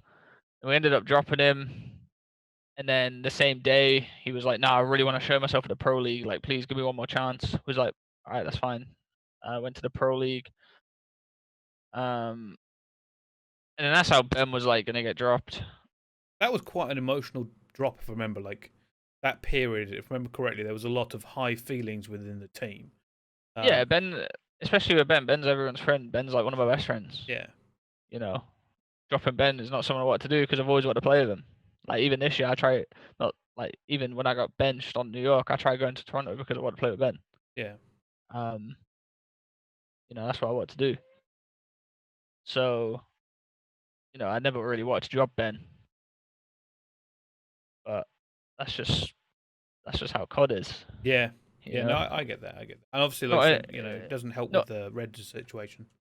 Yeah, so we pull up, we get to the league, and then that's when we find out that Red ain't paying us. Literally said like, yeah, we're broke. We're not gonna be able to pay you. So we're like, so they took your prize money, right? They took prize money off you guys. Well, so they used our prize money to buy Matt. Right. Matt was like an expensive player because that's one of the times where you want a player, you need to start paying money for him. Yeah. So here's our prize money to get Matt. With the benefit, on World War II. Yeah, but you were supposed to be paid back that money, right? Like you were supposed to get that money back. Yeah. So we get to the time at the league. You're living in a Red Reserve house, right? Living in Vegas. We're getting to the point where we're owed 20K prize money, 30K salary. Because we're getting paid 10 grand a month at that point. Yeah. We're getting told at Christmas it's gonna the next day. Boom. Next day arrives, nothing's there. Boom. Like carry on. Same thing. And we finally get a call saying like, yeah, like we can't pay you. Blah blah. I was like, okay, let us go for free with a spot. Yeah. They're like, now we're trying to sell the spot and pay you back. We're trying to sell the spot, pay you back the money that you're owed. We're like, no org's gonna do that. Yeah. No org's gonna pay for that spot when they know their players aren't getting paid. And isn't this also like because you were living there, right? Did you have to move out? Because I know I put a lot of stress on a lot of the players. Did. So they didn't pay rent either. Rent was due. I think it was in debt by like 26 grand. Jesus. So we're all out like just Living? drinking. Yeah. We're literally just drinking and gambling our like literally lives away because we know what situation we're in, and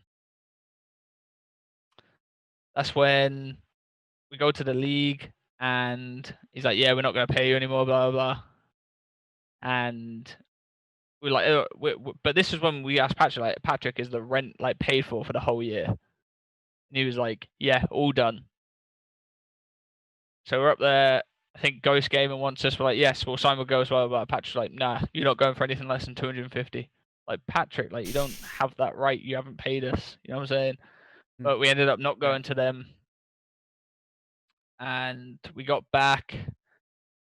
That's when me and Matt are like talk about joining FaZe, taking the red spot to FaZe, and then that's when Denial hops in. Yeah. Takes that spot. Blah blah blah. Yeah. Joke that was. Yeah, I was out with Matt and Kurt, and then Matt went somewhere. I think Matt went back, and then me and Kurt are at the bar. Yeah, we do a bit of gambling. Come back in an Uber, get a call from Patrick saying like, "Yo, you got to move out tomorrow." He's like, "Yo, what? Why?" Like, I lied. I haven't paid rent on the house, like 27 grand.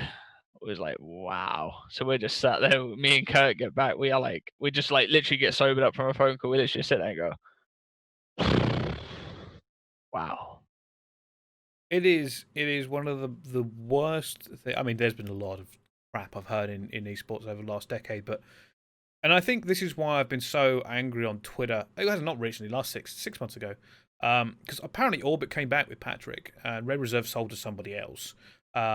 No mention of ever getting that money back, by the way. But for people wondering, because it was the Swedish courts and they went for bankruptcy and the creditors and so on and so forth.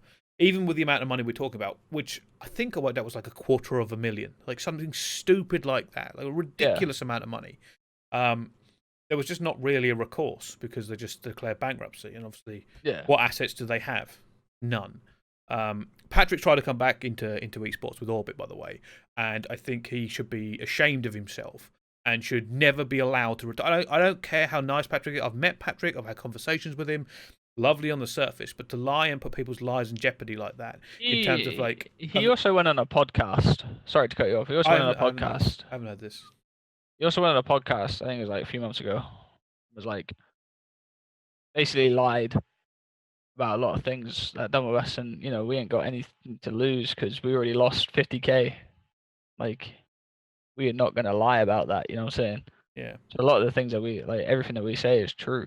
They also blame, if I'm correct, Red Reserve put out a thing saying you guys' salary was too high, like they didn't negotiate the salaries. It's disgusting. It's genuinely disgusting. And I will, I'm not fucking any sort of power myself, but I will always bring this up whenever I hear him in esports again, because as far as I'm concerned, he conned people out of $250,000, lied, and basically made your guys' life hell. It's a disgusting situation. I give him 100% of the shit because he's the only person I could speak to about it. Yeah, and I know that if he hadn't lied, it would have been better. Yeah, that's what we said. Don't lie to us. But then he was like, "All right, the people at the top lied to me." It's like, okay, but I don't 100% blame Patrick. I just blame him for lying. I know the people. I know he didn't have the. I know he's not the one that had the money. He was giving us money out of his own pocket, from what he said. Still, man, like, end of the day, just admit that it's gone. Yeah. We're not going to be angry. I'd rather get told, like, listen, you're not getting paid the money. We're bankrupt. Like, go find another home. Disgusting. That's what I'd have preferred. Disgusting. I'll never. Yeah. You say as however. Obviously, I've never heard that Patrick stuff, but yeah, he was front facing. He lied. Fuck him. As far as I'm concerned, I never want to see him in esports again. And I haven't seen this podcast. I wish I had, as I would have brought it up again. But I can't remember whose podcast it was, but they wanted to get his side of the story, and every story has two sides, apart from our one. Because here's the truth. You guys were owed an incredible amount of money you never got paid back. I don't understand how you can justify that. It's 50K.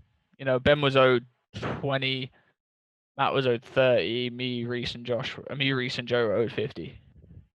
Like, That's ridiculous. It is ridiculous in every sense of the word to sit there and go, oh yeah, well, oh, the players were partially to blame, which they put out in a tweet. Oh yeah, we made some bad decisions, yeah, but then you've cost 3 people. You don't as a pro player, you don't know when your career is going to end. That's a ridiculous amount of money. Oh, it's Jake Lucky, was it? I'll go watch that podcast.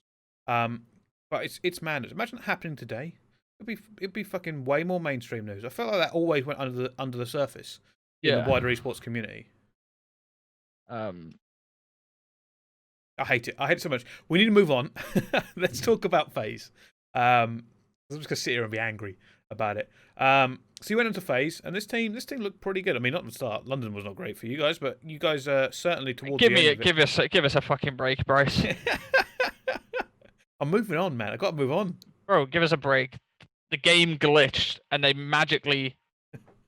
So this is what annoyed me. The game glitched. It gave LG the win. Yeah. And then, would you believe it? 3 days later, a silent patch comes out saying they fixed the issue. Oh, they don't say they fixed the issue, Bryce. You find it out yourself. Are you serious? It's true. That is very true. I mean, fortunately, the rest of the year went pretty good, and people were very hyped up about this FaZe roster, right? A combination. By the way, look at the players in this team. Like this FaZe roster. Always going to do well. Zuma, Celium, Asim, Scraps, and you, right? Monster team. And you came third at the playoffs. You had a great time at Anaheim. We get into the World Championship, and I feel like yeah. We tried to do it. We tried. Like be blunt with you, innit? We tried doing too much. Was it like you too much? Like just believed you were like? Oh, nah. We played. We played rec and tried countering, like hard countering, like really like changing our strats, trying to counter theirs, and it doesn't pay. It didn't pay off. It hasn't paid off. When we done it before, and it won't, and it doesn't pay off. We had a plan of hard countering instead of like just we'll counter a few rounds or counter this, counter that. We literally countered everything, and it didn't pay off. And one of the big regrets of your career, like. Trying to hard counter that, or just that champs? I mean, don't get me wrong. There are many, obviously, like Red Reserve and that sort of stuff. But like this gameplay, because then you ended up going in the losers against 100 Thieves, who made a ridiculous loser bracket run. Like, and we should have beat them too. Yeah. I'm not gonna lie. I don't really have any regrets in my career, to be honest with you. I've whatever I done. Yeah. No changing it. I get it. I remember saying like surprised FaZe had done that badly. My only regret would be like, not regret, but my only like I wish I thought more about was joining New York. Let's talk about that then. Let's talk about New York. Like, going to Modern Warfare. It's the franchise year, right? You end up on New York of all teams. Yeah. What happened in New York, Trey? Like, what? It's quite simple. Like, what on earth happened? Because that team looked pretty damn good on paper.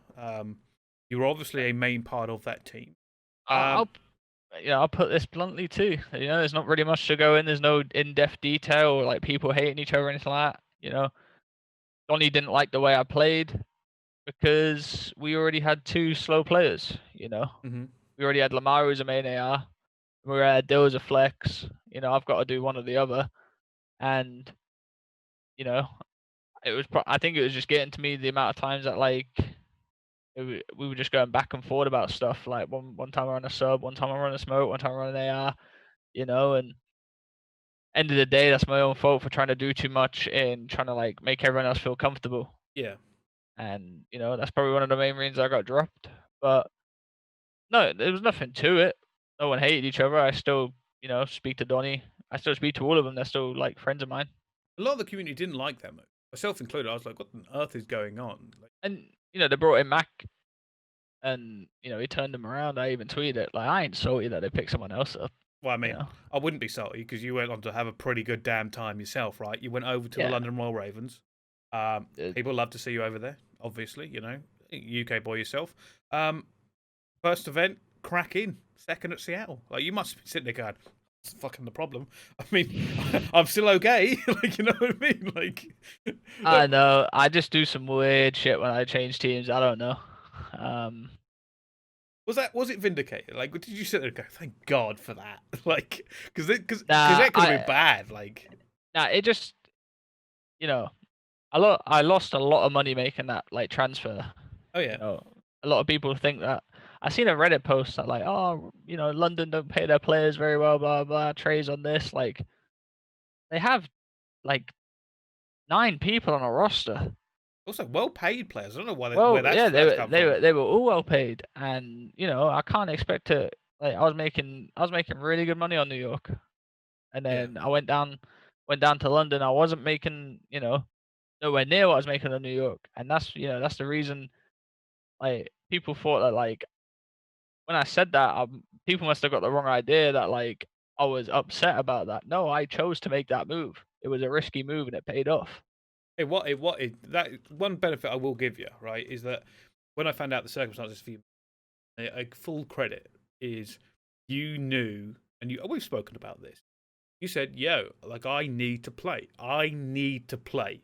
What was going through my mind was I'm just sitting there rotting away. 3 months go by, rotting away, when I know I can play. Yeah, Um, and I got that offer, and it come down to me speaking with my agent and be like, you're gonna lose 80 plus thousand making this move. Do you wanna lose 80K, or do you wanna make 80K and then hope something comes next year? I was like, I mean, I need to play. I need to, make a name for myself again. I need to prove to myself and everyone else that I've still got it in me to win, or at least prove I'm still one of the best that can still play the game. And it yeah, was a no-brainer for me. yeah. I suppose when pro players they just want to play, right? Like sitting there going, It's you just want to play. we all want money, Yeah, but we all want to play. And I wasn't guaranteed a spot next year if I just sat on the bench. Like, I'm pretty sure there's not many people being picked up now, especially with the game went 4v4 that was on the bench. yeah. I mean that's fair. And let's face it, right? You took a risk, and boy did it pay off. It paid off, Trey. Like you, you on the London team, you go to the World Championship, and myself included, I've criticised London more than once. Right? I thought they were a middle of the pack team. I thought, oh, they're okay. Like I never thought they were going to win any championships. They didn't that year, but top 4 at the World Championship is a hell of an achievement for that squad. Because obviously there was the 3 elite teams in Huntsman, FaZe, and Dallas, and you went in and you beat people that we didn't know you were going to beat. Like the Legion fell between you. Like New York, you beat your old New York team, right? Toronto Ultra, who had just won the homestand before. Like those are not insignificant wins to put London to the top. You beat 3 of the teams like you guys were in contention with, only lose against the elite teams. So what clicked then? Like what clicked at those events? Because I think you and Shawnee just went ballistic. Absolutely no fucking idea, Bryce. We had horrible practice leading up to the event. We were getting absolutely blitzed by everyone. I don't Oh, know. You've probably heard it from everyone in my team. Sean's done podcasts. I think Matt said it on stream a few times. Like, yeah. we were not good. But one thing Wuskin said was, we have that switch where we just flick it and we can play. And everyone hates playing European players. I don't know why. We're just weird to play. Yeah.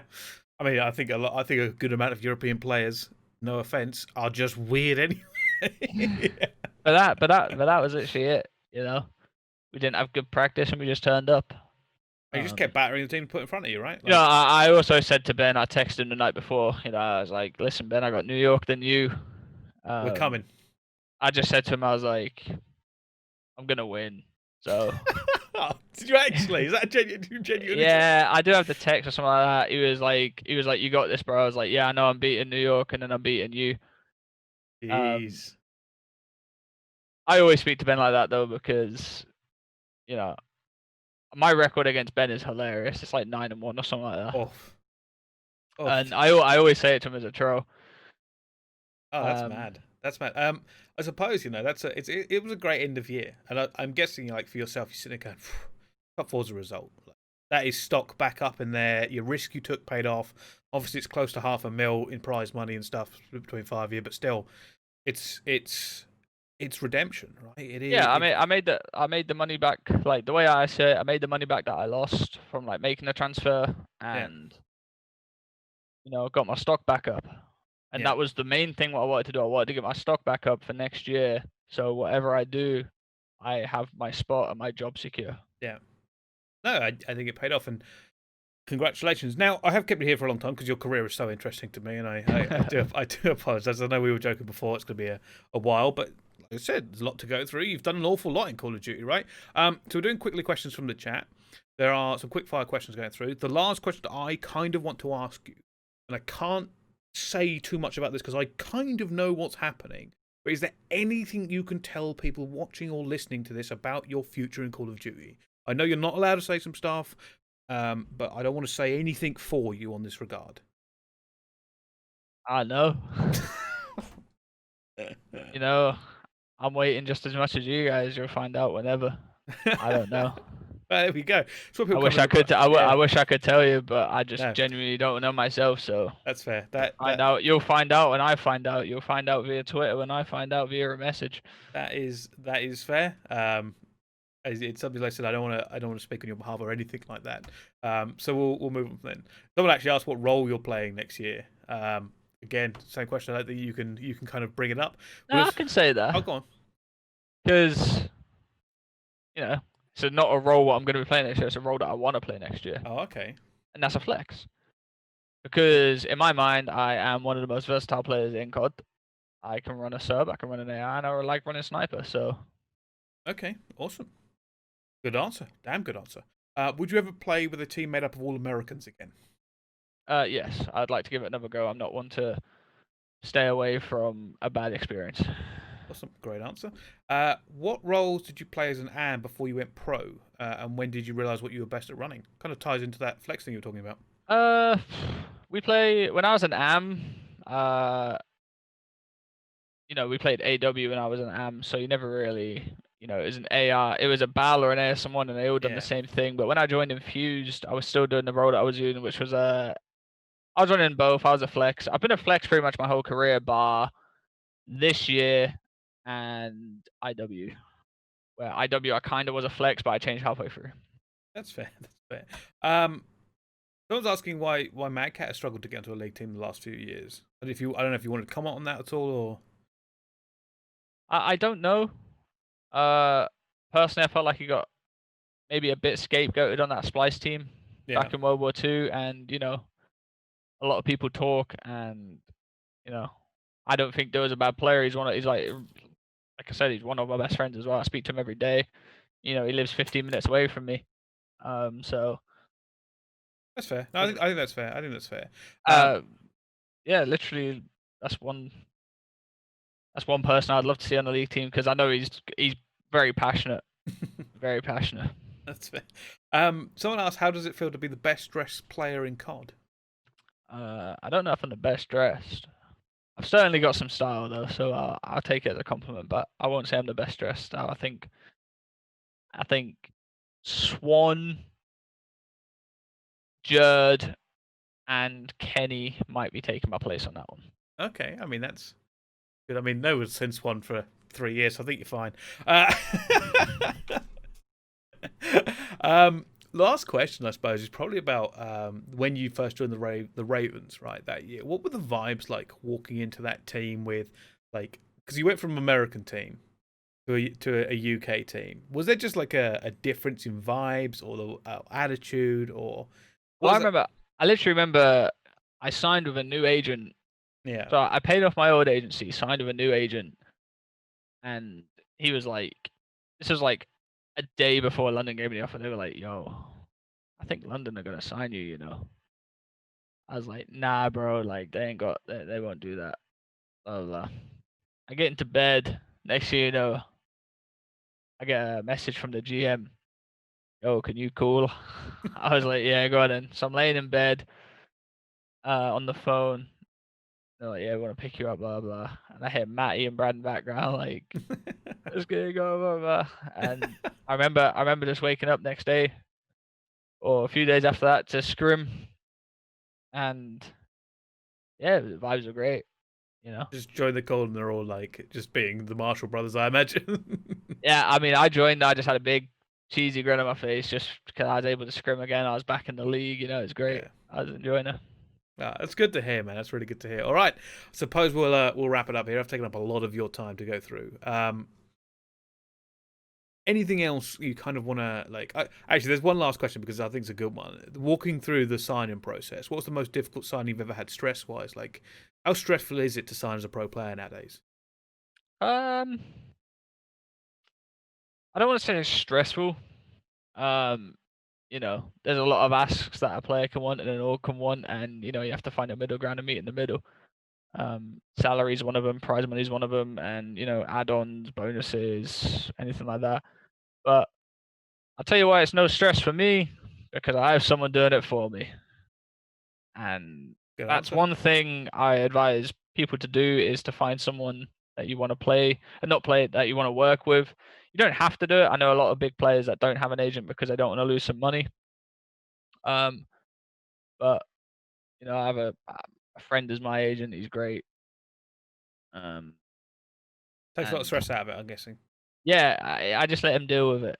And if he has a question, he'll ask me. I'll give him an answer, and then you go back and forth, and it's great.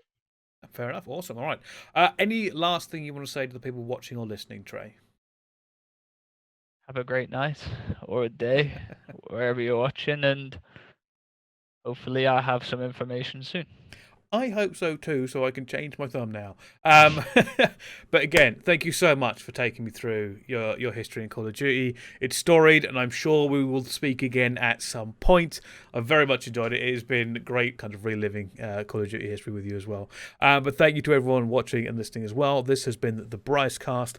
I am Bryce, and we will see you